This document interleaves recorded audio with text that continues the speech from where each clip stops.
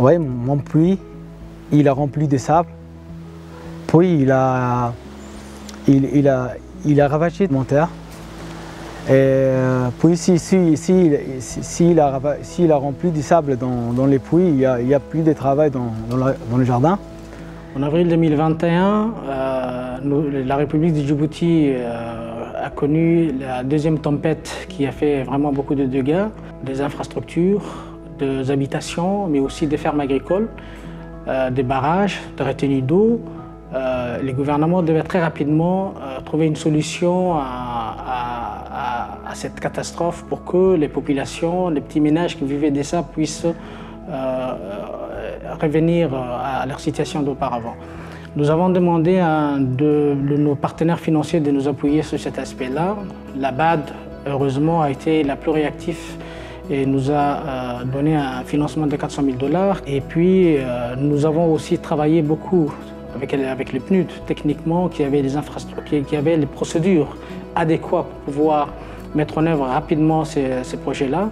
Nous avons donc, suite à cette requête, donc fait une analyse de la situation pour permettre aux petits producteurs donc, de cette région de retrouver leur activité et de pouvoir reprendre leur activité économique. À Samo, Gessir, Godao, il y a 240 jardins.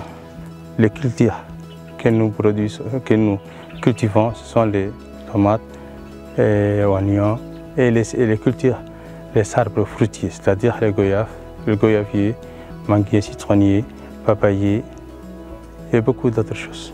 Et au niveau de l'élevage, nous avons les chèvres et les moutons. C'est les inondations de 2021 a touché la majorité des jardins qui se trouvaient au bord de l'Oued. waxaan project beneficiary baan ka ahay beertaydu waxay soo saartaa 2 milay baan wax beernaa wax weyn buu dhibaato weyn buu noo geystay waayo dhaqaalihiina soo gali lahaa iyo wixii maxaa la yiraahdaa beerta nooga soo bixi lahaa biyo la'aan darteed baan waxba u beeri karin mar haddaad wax beerin waxba iibin suuqii gelinin dhaqaale xumo oo dakhligiina nama soo gali. Alors ce projet il répondait à deux besoins principalement. D'abord aider à réhabiliter les pompes, mais également le dispositif donc, de pompage d'eau, pas seulement les puits, mais le dispositif de pompage d'eau, mais aussi nous assurer qu'à travers une initiative, on va dire ad hoc, une initiative de réponse aux crises, on puisse bâtir sur la durabilité. Donc nous avons eu un volet de renforcement des capacités en dotant d'outils et de formation pour que, à l'avenir, les communautés elles-mêmes puissent être en même de pouvoir réparer les pompes. Nous avons mis à disposition aux bénéficiaires un membre de la coopérative à Samo avec tous les matériels nécessaires. Il n'y a pas d'autre personne qui fait sur les maintenances ici. Là. Je suis la seule personne et c'est pour cela que je suis sur les équipements qui sont en panne. À chaque fois qu'il y a un équipement qui est en panne dans le jardin, il m'appelle et je le réponds. Après la réhabilitation des puits et donc réhabilitation avec ces projets donc, du PAD, il y a eu une nette amélioration des agriculteurs, de fruits. Nous avons eu donc des résultats assez probants. C'était 50 puits à réhabiliter, 25 pompes à acquérir. Nous avons été au-delà avec 66 puits et également 29 pompes, au-delà des 25 pompes, en plus du matériel et donc qui a été fait. Nous avons également profité donc de l'opportunité pour innover, pour qu'on puisse amener des pompages avec l'énergie solaire. Je pense que Djibouti a un potentiel important en matière d'énergie renouvelable.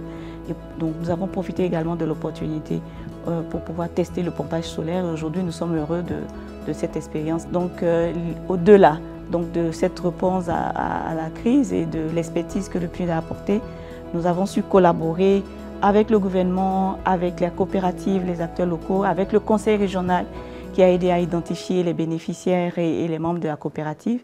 Et aujourd'hui, nous sommes contents que plus de 150 personnes aient pu bénéficier donc de ces ouvrages, dont 30% de femmes à peu près.